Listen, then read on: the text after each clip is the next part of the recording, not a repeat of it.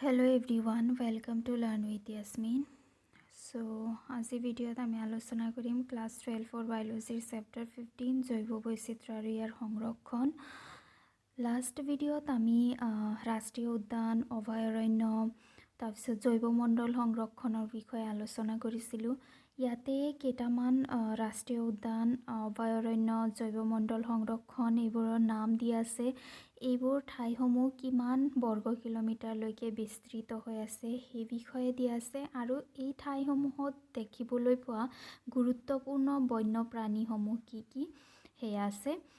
So নিজে চাই ল'ব পাৰা, তথাপিও অকণমান চাই দিছোঁ। প্ৰথমটো ইয়াতে আছে কি কাজিৰঙা ৰাষ্ট্ৰীয় উদ্যান। কাজিৰঙা ৰাষ্ট্ৰীয় উদ্যানৰ বিষয়ে আমি যোৱা ভিডিঅ'ত পঢ়িছিলোঁ। সো ইয়াত 430 বৰ্গ কিলোমিটাৰলৈকে বিস্তৃত হৈ আছে আৰু ইয়াত বিশেষকৈ আটাইতকৈ ফেমাছ কাজিৰঙা ৰাষ্ট্ৰীয় উদ্যান এশিঙীয়া গঁড়ৰ কাৰণে হয়।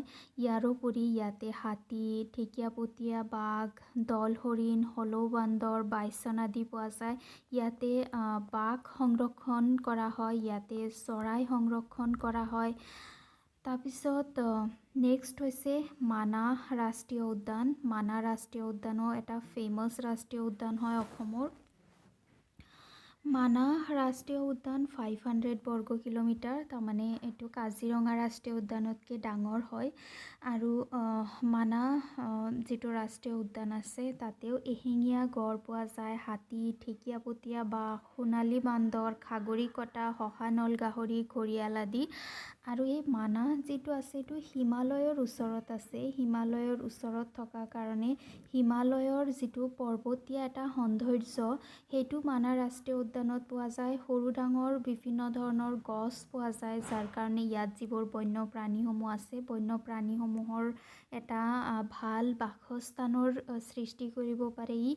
আৰু মানাহ ৰাষ্ট্ৰীয় উদ্যানৰ জৈৱ বৈচিত্ৰ্য বহুতেই সুন্দৰ হয়, যাৰ কাৰণে ইয়াক জৈৱমণ্ডল হিচাপে ঘোষণা কৰা হৈছে। ইয়াতে বাঘ সংৰক্ষণ কৰা হয় আৰু আই থিংক 1974 ইয়াতে টাইগাৰ প্ৰজেক্টটো কৰা হৈছিলে মানাহ ৰাষ্ট্ৰীয় উদ্যানত। নাম্বাৰ 3 ডিব্ৰু-চৈখোৱা ৰাষ্ট্ৰীয় উদ্যান। ডিব্ৰু-চৈখোৱা ৰাষ্ট্ৰীয় উদ্যানটো অকণমান সৰু, 340 বৰ্গ কিলোমিটাৰ আছে। ইয়াতে বন ঘৰচীয়া ঘোঁৰা, হাতী, ঢেকীয়াপতীয়া বাঘ, লতা মেকুৰী, বাঘ, মাটি ভালুক, ৰাং কুকুৰ, শিহু, লাজুকী বান্দৰ, বনৰীয়া মহ, দেওহা, উলুমৰা চৰাই, ধনেক আদি দেখিবলৈ পোৱা যায়। সো এইটো অৰণ্যত বহুত ধৰণৰ জীৱ জন্তু আছে, যিবোৰ জীৱ জন্তু ইয়াতে থকাৰ কাৰণে ইয়াক ৰাষ্ট্ৰীয় উদ্যান হিচাপে ঘোষণা কৰা হৈছে। তাৰপিছত হৈছে তোমাৰ নামেৰি ৰাষ্ট্ৰীয় উদ্যান। নামেৰি ৰাষ্ট্ৰীয় উদ্যান বিশেষকৈ আমি শুনিবলৈ পোৱা ৰাষ্ট্ৰীয় উদ্যানবোৰ হৈছে কাজিৰঙা আৰু মানাহ ৰাষ্ট্ৰীয় উদ্যান ফেমাছ হয়। ইয়াৰোপৰি নামেৰি ৰাষ্ট্ৰীয় উদ্যান 200 বৰ্গ কিলোমিটাৰ আছে। এইটো ডিব্ৰু-চৈখোৱাতকৈ সৰু হয়।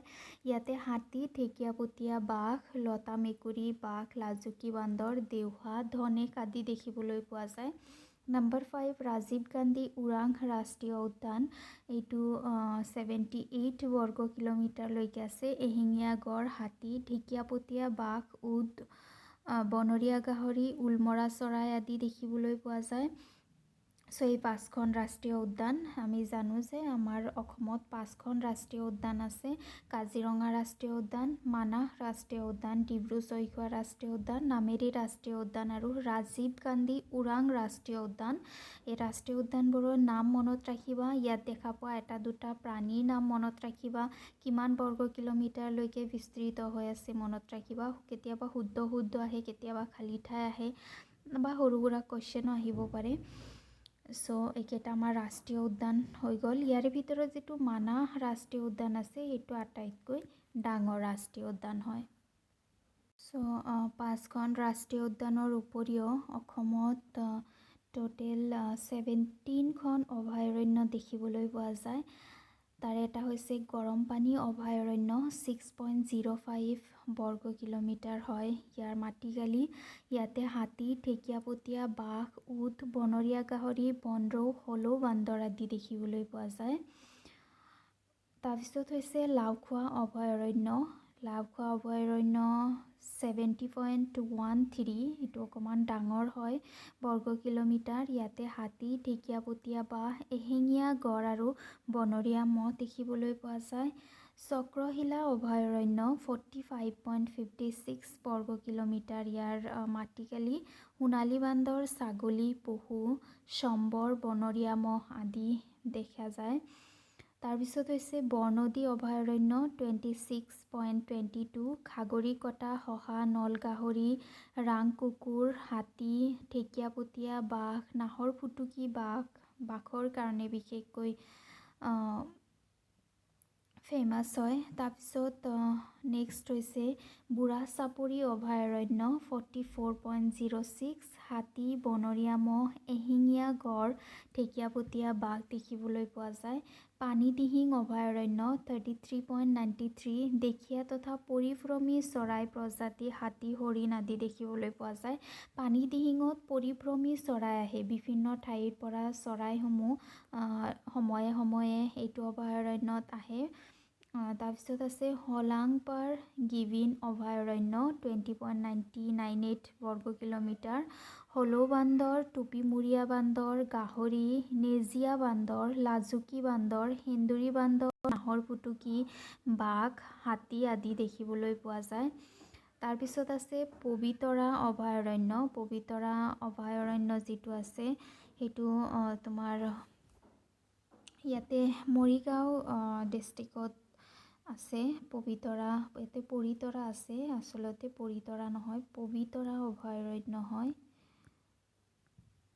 পবিতৰা অভয়াৰণ্য ইয়াতে উলমা দলঙৰ কাৰণে জনা যায়। পবিতৰা অভয়াৰণ্যক 38.81 বৰ্গ কিলোমিটাৰ মাটিকালি, এশিঙীয়া গড়, বনৰীয়া গাহৰি, নাহৰফুটুকী বাঘ আদি দেখিবলৈ পোৱা যায়। এশিঙীয়া গড় মাজে মাজে তাতে আহে ফুৰিবলৈ, তাৰমানে যিখিনি ভিজিটৰ এৰিয়া আছে তাৰ পৰাও কেতিয়াবা এশিঙীয়া গড় তাতে দেখিবলৈ পোৱা যায়। সোণাই ৰূপাই অভয়াৰণ্য। সোণাই ৰূপাই অভয়াৰণ্যটো এটা ডাঙৰ অভয়াৰণ্য হয়। ইয়াৰ মাটিকালি হৈছে 220 বৰ্গ কিলোমিটাৰ। হাতী, ঢেকীয়াপতীয়া বাঘ, বাইছন, বাং কুকুৰ, দেওহা আদি আছে। তাৰপিছত আছে দেৰজান বৰাজান পদুমণি অভয়াৰণ্য 7.22 বৰ্গ কিলোমিটাৰ। হলৌ বান্দৰ, গাহৰি, লেজীয়া বান্দৰ, টুপুমৰীয়া বান্দৰ, লাজুকী বান্দৰ, মলুৱা বান্দৰ আদি দেখিবলৈ পোৱা যায়। চ' আমাৰ অসমত কিমান ধুনীয়া ধুনীয়া ঠাই আছে ন, আৰু বিভিন্ন ধৰণৰ জৈৱ বৈচিত্ৰ্য। তাৰপিছত আছে দিহিং পাটকাই অভয়াৰণ্য। এইটো অকণমান ডাঙৰ হয়, 111.9 বৰ্গ কিলোমিটাৰলৈকে বিস্তৃত। হাতী, ঢেকীয়াপতীয়া বাঘ, হলৌ বান্দৰ, দেওহা আদি দেখিবলৈ পোৱা যায়। পূৰ্ব কাৰ্বি আংলং অভয়াৰণ্য 221.81 বৰ্গ কিলোমিটাৰ। হাতী, ঢেকীয়াপতীয়া বাঘ, বাইছন, হলৌ বান্দৰ, তাৰপিছত ধনেশ আদিৰ কাৰণে উল্লেখযোগ্য। নামবৰ অভয়াৰণ্য 37 বৰ্গ কিলোমিটাৰ। ইয়াতেও হাতী, ঢেকীয়াপতীয়া বাঘ, বাইছন, হলৌ বান্দৰ, সম্বৰ, টুপিমূৰীয়া বান্দৰ আদি দেখিবলৈ পোৱা যায়। তাৰপিছত হৈছে মৰদ লংগ্ৰিং অভয়াৰণ্য 451 বৰ্গ কিলোমিটাৰ। ঢেকীয়াপতীয়া বাঘ, হাতী, বাইছন, হলৌ বান্দৰ আদিৰ কাৰণে উল্লেখযোগ্য। তাৰপিছত আছে নামবৰ ডিগুৰুং অভয়াৰণ্য 97.15 বৰ্গ কিলোমিটাৰলৈকে আছে। হাতী, ঢেকীয়াপতীয়া বাঘ, বাইছন, হলৌ বান্দৰ, টুপুমূৰীয়া বান্দৰ, সম্বৰ, ধনেশ আদিৰ কাৰণে উল্লেখযোগ্য। আমচাং অভয়াৰণ্য 78.64, হাতী, বাইছন, হলৌ বান্দৰ, টুপিমূৰীয়া বান্দৰ, লাজুকী বান্দৰ, সম্বৰ আদি আছে। তাৰপিছত আছে বৰাইল অভয়াৰণ্য 326.25 বৰ্গ কিলোমিটাৰ। হিমালয়ৰ কলা ভালুক, চশমা পিন্ধা বান্দৰ, হাতী, হলৌ বান্দৰৰ কাৰণে বিখ্যাত। দীপৰ বিল অভয়াৰণ্য।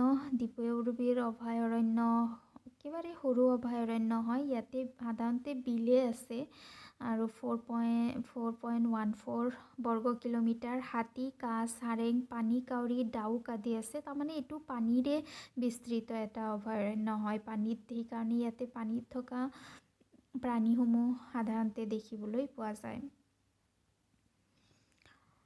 তাৰপিছত হৈছে বৰদৈবাম বিলমুখ অভয়াৰণ্য 11. দেশীয় তথা পৰিভ্ৰমী চৰাইৰ প্ৰজাতি আহে ইয়াতে। সেইকাৰণে ইয়াক অভয়াৰণ্য বুলি ঘোষণা কৰা হৈছে, যাতে পৰিভ্ৰমী চৰাইবোৰ ইয়াতে আহিবলৈ পাৰে।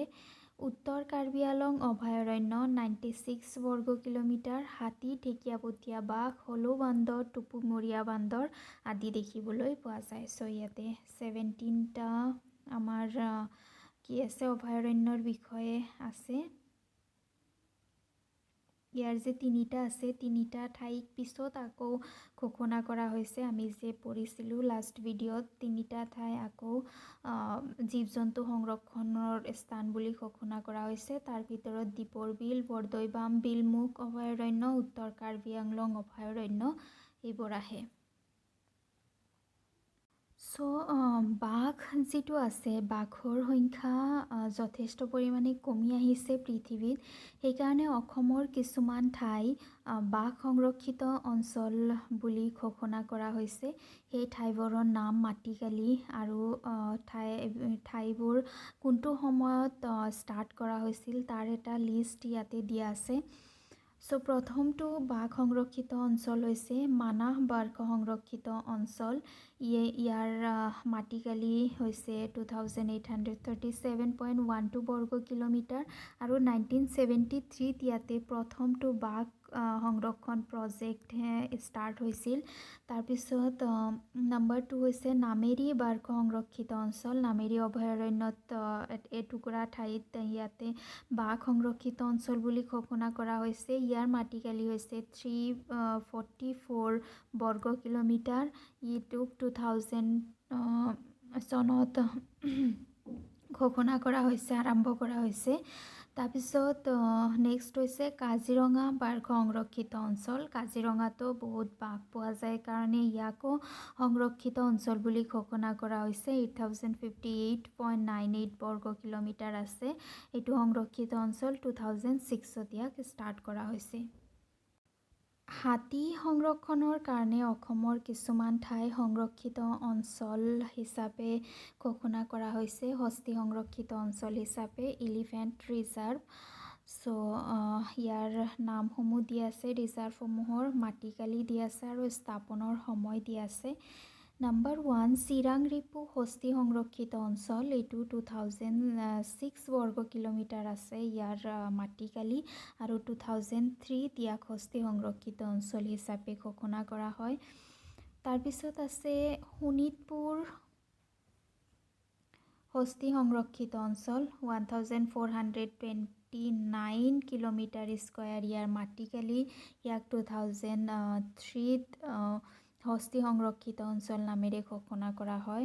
তাৰপিছত আছে দিহিং পাটকাই হস্তি সংৰক্ষিত অঞ্চল। ইয়াক 9378 বৰ্গ কিলোমিটাৰ মাটিকালি 2003 ইয়াক ঘোষণা কৰা হয়।